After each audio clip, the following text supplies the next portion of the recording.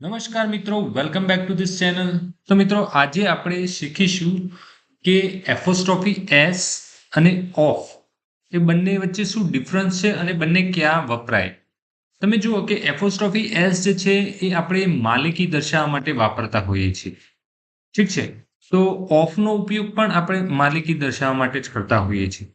તો ઘણી વખત કન્ફ્યુઝન થાય કે ક્યારે એપોસ્ટ્રોફી એસ નો યુઝ કરીને માલિકી દર્શાવવી અને ક્યારે ઓફનો યુઝ કરીને માલિકી દર્શાવવી. ઠીક છે. તો આજે આપણે એ ક્લિયર કરીશું. હવે જુઓ, એપોસ્ટ્રોફી એસ ક્યારે વાપરવો? તો એપોસ્ટ્રોફી એસ કોઈ વ્યક્તિ યા તો પ્રાણી પાસે કંઈક હોવાની માહિતી હોય ત્યારે, જેમ કે કોઈ વ્યક્તિ યા તો પ્રાણી યા તો કોઈ સજીવની માટે આપણે માલિકી દર્શાવતા હોઈએ ત્યારે. ઠીક છે. જેમ કે કોઈ વ્યક્તિ પાસે કાર છે તો ઇટ્સ મોહન્સ કાર, એમ.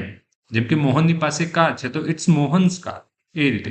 તો વ્યક્તિ, કોઈ પ્રાણી, કોઈ પણ સજીવ માટે આપણે જ્યારે એની માલિકી દર્શાવવી હોય ત્યારે આપણે એપોસ્ટ્રોફી એસ યુઝ કરીશું. ઠીક છે. અહીંયા એક્ઝામ્પલ જોઈએ. જો માલિક જો એનો પર્સન હોય, એટલે કે વ્યક્તિ હોય, એનિમલ હોય, કોઈ પણ સજીવ હોય, તો મોટાભાગે આપણે એપોસ્ટ્રોફી એસ યુઝ કરીશું. જેમ કે અહીંયા તમે જો રવિઝ બેગ, રવિની બેગ. ઠીક છે. આગળ જોઈએ આપણે માય ફાધર્સ કાર, મારા પિતાની કાર, એ રીતે. અહીંયા તમે જો એપોસ્ટ્રોફી એસ લાગે. The dog's tail is long, કૂતરાની પૂંછડી લાંબી છે. એટલે જો કૂતરું પણ સજીવમાં આવી જાય એટલા માટે ત્યાં એપોસ્ટ્રોફી એસ લાગ્યું, કેમ કે એની પૂંછડીની માલિકી દર્શાવવા માટે, બરાબર, એટલા માટે. હવે આપણે જોઈશું કે ઓફ ક્યારે યુઝ થાય. હવે ઓફ જે છે એ માલિકી દર્શાવવા માટે નિર્જીવ વસ્તુનો સંબંધ બતાવવો હોય ત્યારે ઓફનો યુઝ થાય, બરાબર. એટલે કે નોન લિવિંગ થિંગ્સ, એટલે કે નિર્જીવ વસ્તુ. ઠીક છે. તો જોઈએ કયા કયા આપણી પાસે એક્ઝામ્પલ છે. જેમ કે એક્ઝામ્પલ તમે જુઓ, the roof of the house, એટલે ઘરની છત. ઘર એ નિર્જીવ છે તો એની છત વિશે વાત કરતા હોઈએ તો એ છત કોની છે? તો જે તે ઘરની છે. તો the roof of the house એટલે ઘરની છત.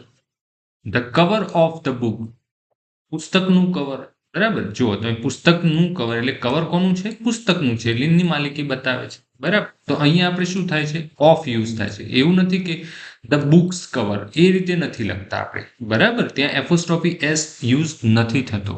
Okay. The leg of the table, the ટેબલનો પગ. તો જે નિર્જીવ વસ્તુઓ છે એની માલિકી દર્શાવી હોય ત્યારે આપણે ઓફનો યુઝ કરીશું, અને સજીવ હોય અને એની માલિકી દર્શાવવી હોય તો આપણે શેનો યુઝ કરીશું? એપોસ્ટ્રોફી એસનો યુઝ કરીશું. ઓકે. તો આ સાથે ક્લિયર થઈ જવું જોઈએ તમને. ઠીક છે. ક્લિયર થઈ ગયું હોય તો કમેન્ટમાં લખજો ક્લિયર, એન્ડ લાઈક પણ કરજો વિડીયોને. ઠીક છે.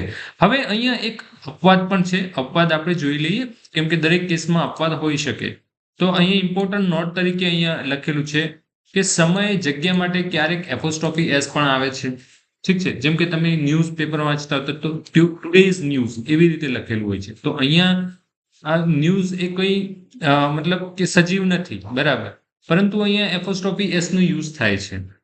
પછી ઇન્ડિયાઝ ઇકોનોમી, ભારતની અર્થવ્યવસ્થા, તો ત્યાં પણ એપોસ્ટ્રોફી એસ નો યુઝ થાય છે. તો આવા કેટલાક રેર આવા તમને અપવાદ જોવા મળે છે. એમાં અહીંયા બે દર્શાવેલા છે. ઠીક છે. તો આઈ હોપ કે તમને આજે ક્લિયર થઈ ગયું હશે, રાઈટ, કે સજીવ હોય અને એની માલિકી દર્શાવી હોય તો એપોસ્ટ્રોફી એસ નો યુઝ થશે, અને નિર્જીવ હોય અને એની માલિકી દર્શાવી હોય તો ઓફ નો યુઝ થશે. ઠીક છે. તો આ સાથે આજનો આ વિડીયો અહીંયા પૂરો થાય છે. આઈ હોપ કે તમને સમજાયું હશે, રાઈટ. તો thank you very much for watching this video. અગર તમને સમજાઈ ગયું હોય, વિડીયો પસંદ આવ્યો હોય તો લાઈક કરજો, શેર કરજો, અને કમેન્ટમાં તમે કંઈક લખી પણ શકો છો. તો મળીએ નવા વિડીયોમાં. ત્યાં સુધી બાય બાય.